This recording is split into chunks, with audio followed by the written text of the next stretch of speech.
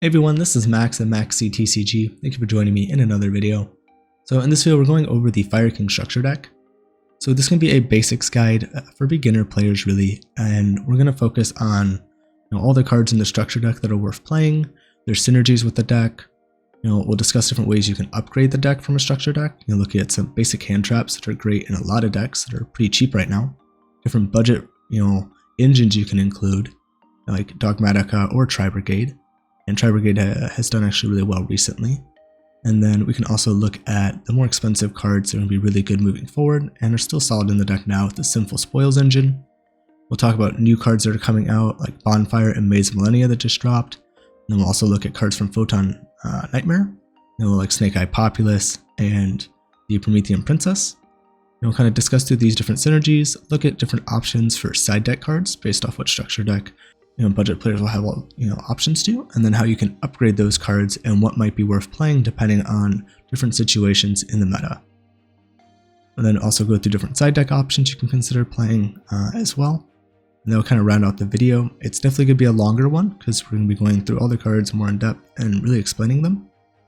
So if you're more of a competitive player, you're familiar with a lot of these cards and how they actually work and their basic synergies, I'd move to the next section of the video where we go through the deck profile, discuss ratios and synergies from a deck perspective, not like individual card perspectives. Now, next we can go into the Dogmatika engine. And I think this is probably the cheaper of the two engines right now between Dogmatika and Tri-Brigade, but this engine is still good. Does have some benefits to it, which are nice. I think is a little bit more straightforward on what it does. So we'll kind of jump into these. So we have Nadir Servant. Send one monster from your extra deck to the grave, then add one Dogmatika monster or Fallen of Albaz from your deck or grave to your hand that has attack less than or equal to that sent monster in the graveyard. Also, for the rest of this turn, after this fetch resolves, you cannot special summon from the extra deck. You only activate one Nadir Servant per turn. Next we have Dogmatika Fleurdelis the Knighted. During the main phase, if a monster special summoned from the extra deck is on the field, quick effect, you can special summon this card from your hand. Then if you control another Dogmatika monster, you can negate that effect of one face-up monster on the field until the end of this turn. When your Dogmatika monster declares an attack, you can make all Dogmatika monsters you control gain 500 attack, and that is a permanent buff. Each effect of Dogmatika Fleurdelis the Knighted can be used once per turn. And then we have Maximus, Dogmatika Maximus. So you can banish one fusion, synchro, exceed, or link monster from your graveyard, special summon this card from your hand. During your main phase, you can activate this effect. Send two monsters with different names from your extra deck to the graveyard. Also, your opponent sends two monsters from their extra deck to the graveyard. Also, you cannot special summon from the extra deck for the rest of this turn. You can only use each effect of Dogmatika Maximus once per turn. That covers the main deck cards for the Dogmatika engine. And we'll go over a couple of the extra deck cards that are used in this combo. We have Garura, Wings of Resonant Life, two monsters with the same type and attribute but different names.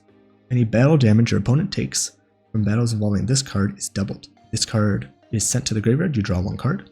You can only use each effect of Garura, Wings of Resonant Life once per turn. Then we have Titaniklad The Ash Dragon. This gains attack equal to the combined original levels of the monsters used for its fusion summon, times 100.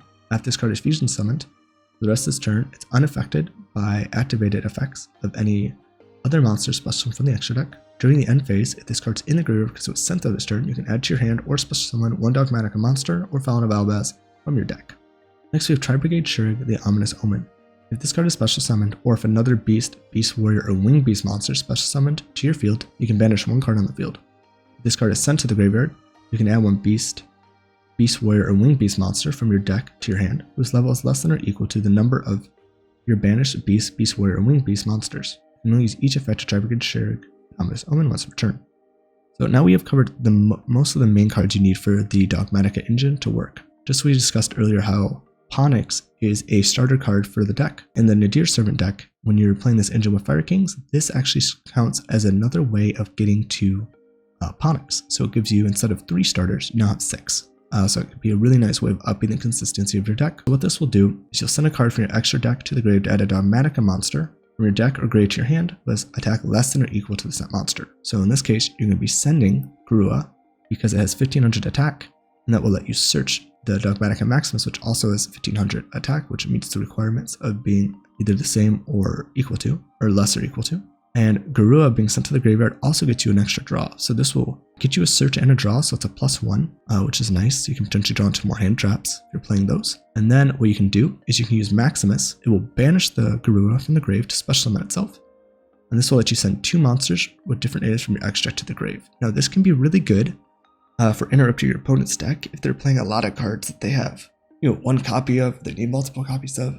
It can really mess up with their resources by being forced to send their extra deck cards to the graveyard. In our case, we're going to be playing cards that really benefit off being sent from the extra deck to the grave. We're going to be banking on the fact that this is going to hurt your opponent and help you. When these cards were heavily prepared for when they first came out, there are cards you can use to counter these cards. So, but in the case that, there's nothing good for them to send, they're just using resources, we will send the Titaniklad, and we're going to send the ominous Omen.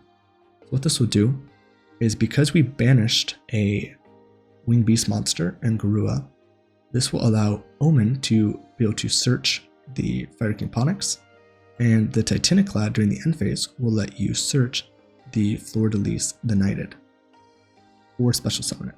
So you can kind of choose what you want to do. This does have effect during the main phase.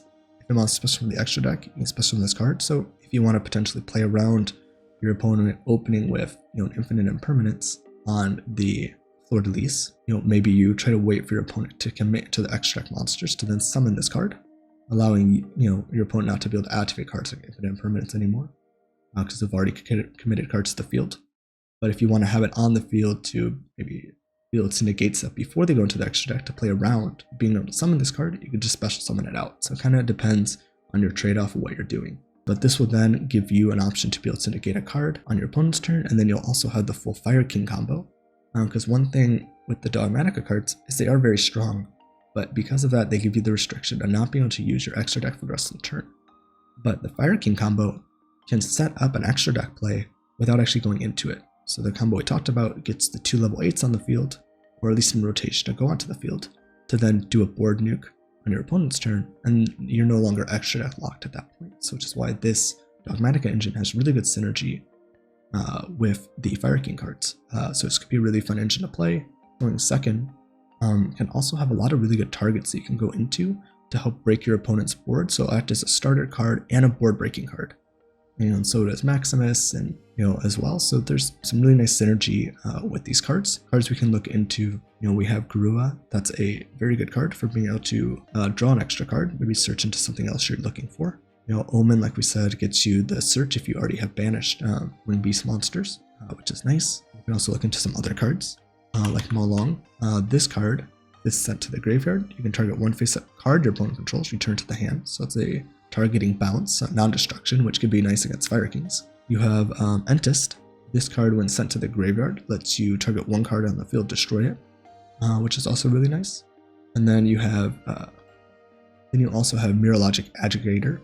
If this card sent to the graveyard, target 1 face-up card on the field, negate its effects to the end of the turn, so you have a targeting negate.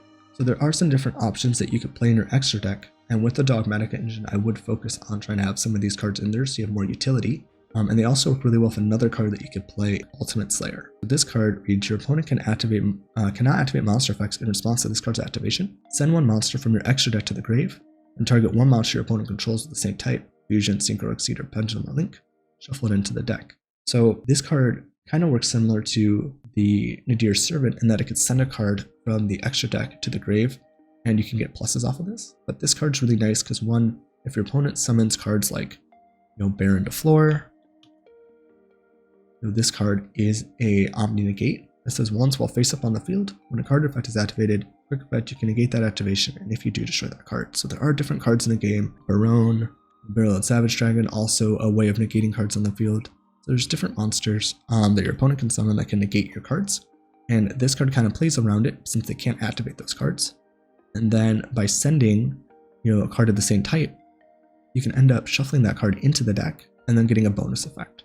So that's why it's nice to have a mixture of cards, so you can end up hitting Fusion, Synchro, Exceed, or Links. So if you have Fusions, you can either draw or pop a card if you have Garura and Entist. If you have a Synchro with Malong, you can end up returning a card to the hand, and then return the card to the deck with Slayer. If you have an Exceed card, you could return a card to the deck and then negate a card effect on the field. And if you have a Link, we can end up using Bucephalus if this card's sent to the grave, you can send one beast, beast warrior, or winged beast from your extra deck to the grave. So this lets you send the Garura, and then you can draw a card. This will return and then draw through sending these. So the live twin package that you can play does involve a brick, which is why I don't like it as much. You're forced to run this card. But what it would do is you can send their link monster, Trouble Sunny. You can banish this card from your grave and send one evil twin monster from your hand, deck, or face-up field. Send one card on the field to the graveyard. So most people are playing evil twins, Kissy, Kill, or Leela as kind of their target to send to the deck. So this does get you a shuffle from Ultimate Slayer and then a send with the other link monster. So these can be nice options to consider, but again, they require more of a brick, where I like with this one, gets you an extra draw, and it's a little more consistent. So it just depends on which way you want to lean if you want to run the Ultimate Slayer. In the next video, what we're going to do is, now that hopefully all the players that are new to the deck are really caught up on the different engines and how they work, we'll look at the different decks and discuss how they work from a deck perspective, not an individual card perspective. Look at ratios, talk about the synergies a little bit more, and then after that, we'll do a combo video showing you all the different combos that the different engines can do, an idea of how the deck actually plays. And then from there, we'll cover the side deck patterns. Make sure you like, comment, and subscribe, and I look forward to seeing you guys in the next video. See you there. And if you want to join and become a patron to support the channel because you like the content I'm making, you can find the links in my video description, about page on my YouTube channel, or my website. You can see different things that will come with each of the tiers, as well as each tier having a 7-day free trial to try it out and see if you like it before committing financially. Thank you again, and I look forward to seeing you guys in future videos.